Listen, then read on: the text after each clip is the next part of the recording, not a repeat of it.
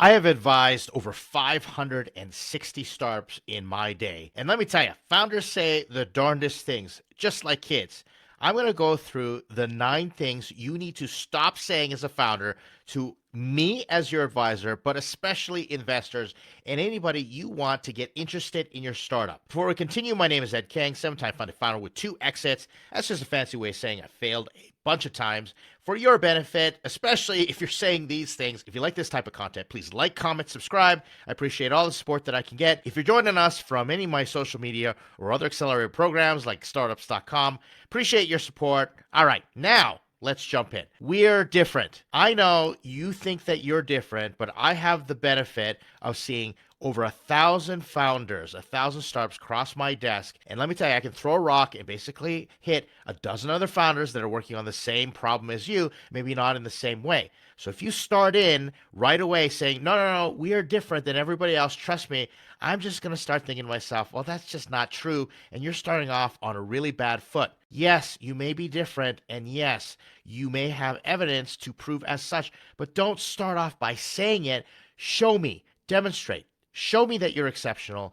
Give me what you got, and then let me make the decision on whether you're different or not. Right out of the gate, it's not going to move the needle. Doesn't help. We're the only or first, etc., etc., etc. Again, this is relating to number 1. That's simply not true. You're not the only one, and you're not the first, because there are many other founders, most likely, especially your competitors, trying to solve the same problem as you. I'm going to start thinking, or the investor will start thinking, that you haven't actually looked at your competition. You haven't done the research, because as advisors and investors, what we think automatically, there has to be somebody else working on this. Even if we don't know about it, we just automatically assume that there's competition out there. So this statement is simply not true.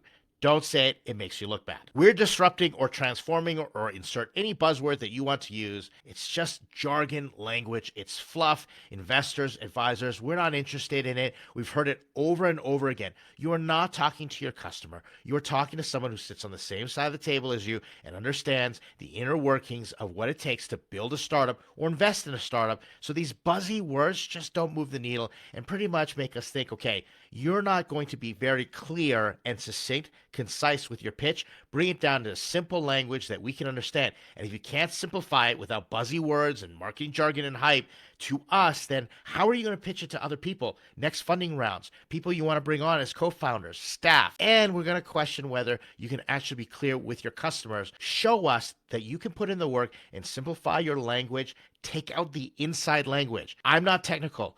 I'm not going to know your industry. You're the expert. So your job is to use your expertise to explain to me without those buzzy words. Don't say this. It's just going to make you look bad. We need funding to start. This is simply not true. Yes, you may need funding, but you never need funding to start working on your startup, to do idea validation, to get out there and start figuring out traction, product market fit, customer discovery, all those good things. So don't say, we're just waiting on funding before we start this. Because if you come in and you start to say, all right, I have this great idea and I'm not going to do anything until you give me money, especially to those investors, they're going to be thinking to themselves, well, if you're waiting for the money and you haven't really been doing anything in the meantime, how passionate are you? How motivated? What's the intensity of execution that I expect? Or are you just waiting for my money, these investors' money, so you can pay yourself and you're doing this just for some salary to make some money? Your motivations might not be in the right place. If you're a founder that really sincerely cares about solving the problem, guess what? You're already working on it. So you want to tell them, while we're raising investment, look at all the activities we've done, because funding is not going to stop us. We are founders. We are relentlessly resourceful. We have an intensity of execution. We got laser focus. We got the values that you're looking for in a founder, because we're just going to keep chugging along, and we're going to be the little engines that could chugga, chugga, chugga, chugga, chugga. And you're going to see what we can do when you give us money and you start helping us. Those are the founders we're looking for. I need a co-founder. Okay, the statement might be true. You might need a co-founder, but you don't want to say that right out of the gate. You want to say, okay, we're looking for a co-founder, but you don't need anything. Even if you're a solo founder, you should be working away. If you say, I need a co-founder, what am I going to do with that? A better question to your advisor, if you're talking to me, should be, How do I find a co-founder? Or how would you advise me picking from these co-founders that I've already talked to? But you have to demonstrate that you know how to build a team and you're constantly building that team, because you may be a solo founder, but once you start getting that funding in, we're going to be looking at you wondering if you're the founder that has what it takes to build a 300 person company, a 3,000 person company that gets to $100 million in revenue every year. Therefore, you're going to be demonstrating right out of the gate that you know how to attract talent. So don't tell us you need a co-founder. Tell us what you're doing to find a co-founder, if that is indeed the case, or tell us how you're building the team, all that good stuff. Stay away from this statement. The product sells itself. I've had founders tell me, we don't need any marketing. We don't have to build our brand. We don't need sales because the product sells itself. Guess what? It doesn't. And let me explain. Yes, your product might sell itself. You might be building something with product marketing built in, viral engineering, as I like to say, that people are using it and then they start telling everybody about it. Understand, but think of it from an investor or an advisor perspective of helping you get that investment. What are we thinking to ourselves? Well, if you don't think that you're going to go need marketing, you're only relying on one thing to grow your business to scale or get users to your app, start spiking that traction. What if those things stop working? You are a one-trick pony and then you're going to be vulnerable. But let's say you are building something that's going to go viral and there's a lot of word-of-mouth referrals. How much more could your business grow to that hyper-growth level to attract those investors and start to show that you are building a baby unicorn in a rocket ship ready to go to the moon? How much more could you do if you had figured out how to do sales, marketing, social media, customer acquisition, all those things? Because after you get to product market fit, which you might have some virality, eventually you're going to have to get to business market fit, which is all about scale. And you're going to have to understand how to scale customer acquisition. And that is going to rely on you figuring out how to do marketing, sales, all that stuff right from the beginning. So don't tell us that the product sells itself and you don't need marketing. Tell us we are seeing these results and we are figuring out how to augment and spike those results, amplify for that hyper growth that we're all looking for. We have no competitors. This goes back to statement number 2, that you're the only one and you're the first. I bring this up one more time because if you're talking to an investor and you say we don't have competitors, that pretty much is going to kill the deal. If you're pitching to any semblance of a professional, sophisticated investor, pretty much a deal breaker, you're probably going to end the meeting right there. They're going to look at you because you're saying something that's simply not true. And let me explain this. You may not have direct competitors, most likely you do, but competition also equates to things that your users are not doing because they don't know about your app yet. The alternatives on how they try and go out and solve their own problems when they don't know about your solution. Those are competitors as well. So there's direct competitors, there's indirect competitors, and then there are these null competitors or the competitors where they're doing nothing. And if you're not acknowledging that, then the investor or the advisor, whomever you're talking to, is going to think that, wow, you haven't really thought this through. Yeah, they're very arrogant. You got this big ego, or you're going to be missing details, and a competitor's going to come in and take advantage of that and come eat your lunch, and we don't want that to happen. We plan to exit in 2 years, 3 years. It's a quick flip. That is not a statement you ever want to say because that's indicating you're just in it for the money. Your job and your focus is to stay in the game and build a company as big and fast as you can.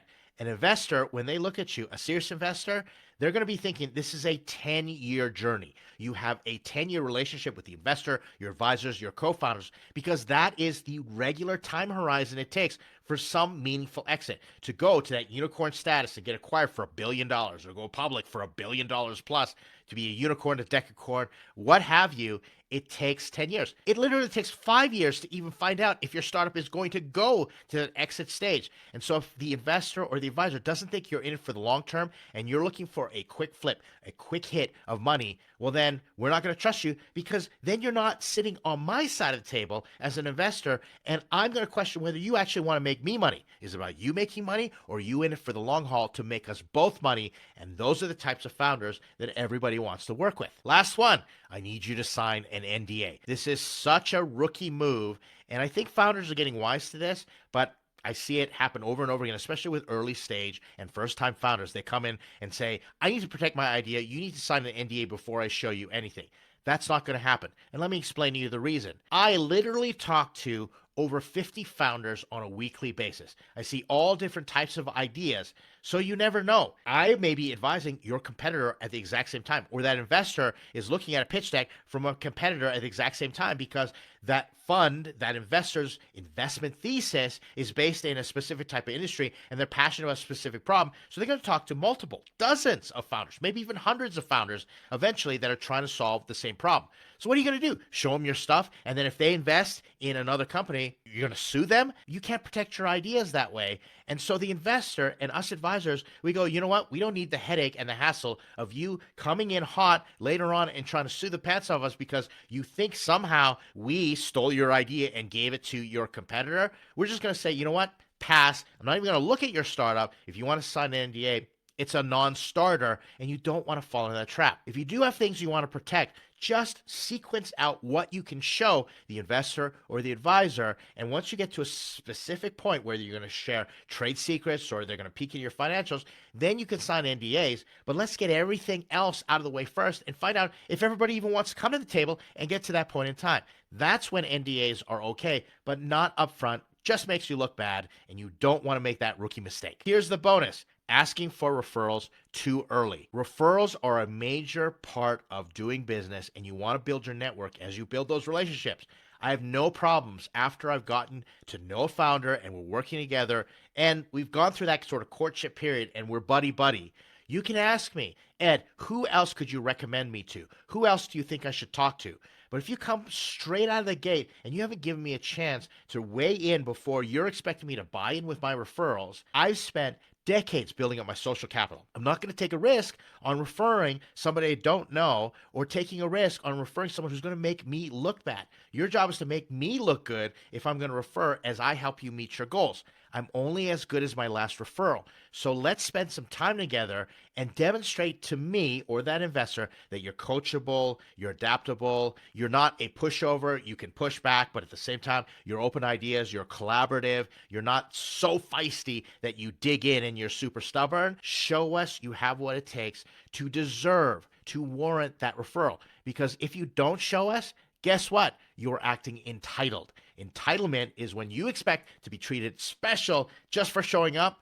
Doesn't work that way in startup land. So give it some time before you ask referrals. Use your emotional intelligence, your social skills to know when I'm going to be open. And most likely, if you've done that, I'm going to volunteer referrals. The investor is going to volunteer referrals because we love giving referrals and we love getting other people in on the deal to help you out because we're all connected. Our success is connected. So, of course, I want to introduce you to people who can help you because helping you is going to help me as an advisor, and investors are thinking the same way. There you have it. That's your list. If you like videos like this, I'm going to put another one that you should watch on the screen. This one is all about don't make yourself look bad. The next one that I want you to watch, if you haven't watched already, is do not lie to yourself. It talks about the things that founders think to themselves while they're lying to themselves, and they get in all sorts of different trouble. Hope this video is helpful. Now get out there and work on your startup, and I'll see you in the next video.